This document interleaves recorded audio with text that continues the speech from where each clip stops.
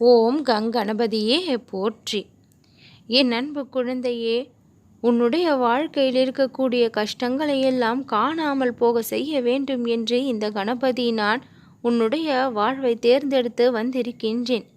இதை முழுவதுமாக கேட்ட 1 மணி நேரத்தில் உன் வாழ்வில் ஏற்படக்கூடிய மாற்றம் என்பது உன்னுடைய வாழ்விற்கு சந்தோஷத்தை கொடுக்கக்கூடியதாக இருக்கும்.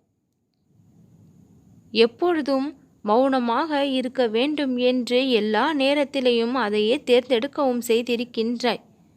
பிறர் என்ன பேசினாலும் என்ன செய்தாலும் என்ன சொன்னாலும் அவர்களுடைய செயலுக்கும் சொற்களுக்கும் சற்றும் நம்முடைய மனதை தளரவிடக்கூடாது என்று இப்பொழுது எல்லாம் தைரியத்தை வள வைத்து கொள்ளக்கூடிய அளவிற்கு பக்குவத்தை உன்னுடைய வாழ்க்கை பெற்றிருக்கின்றது.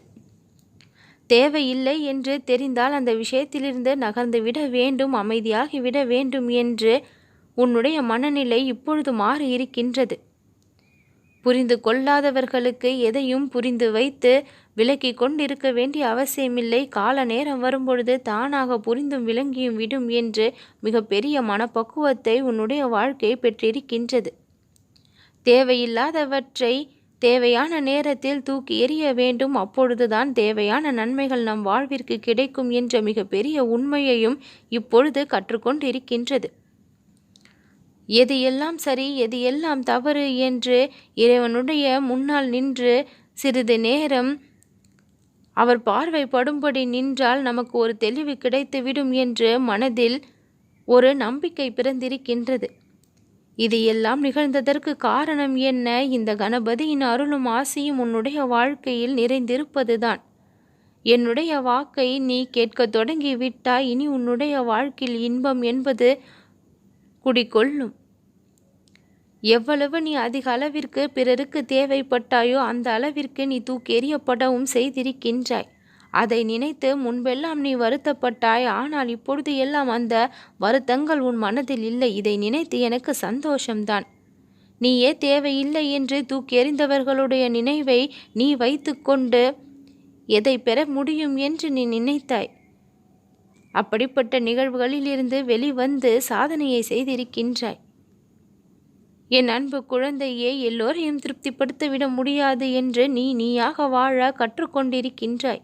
இப்படி பல நல்ல விஷயங்கள் உன்னுடைய வாழ்வில் நடந்திருக்கின்றது.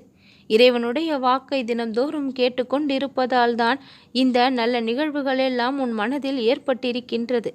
உன்னுடைய வாழ்க்கையிலும் சற்று நேரத்தில் மிகப்பெரிய அளவில் மாற்றத்தை கொண்டு வந்து முழு மகிழ்ச்சியை நீ அனுபவிக்கும்படி சற்று நேரத்தில் வழியும் செய்து விடுவேன்.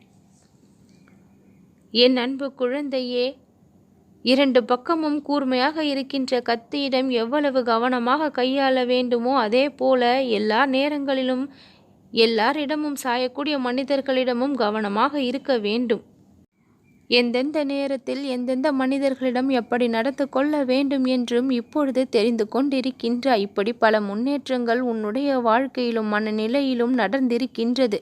வாழ்க்கையின் அடுத்த கட்டத்திற்கு நீ நல்லபடியாக அடியெடுத்து வைத்திருக்கின்றாய். வெற்றி என்றும் ஒன்றைதான் உன் கரங்கள் பரிசாக பெறவும் செய்யும். உன்னுடைய வாழ்க்கையில் மிகப்பெரிய வெற்றி கிடைக்க இந்த கணபதியின் அருள் முழுமையாக கிடைக்கும். நம்பிக்கையோடு இரு என் குழந்தையே, நல்லதே நடக்கும்.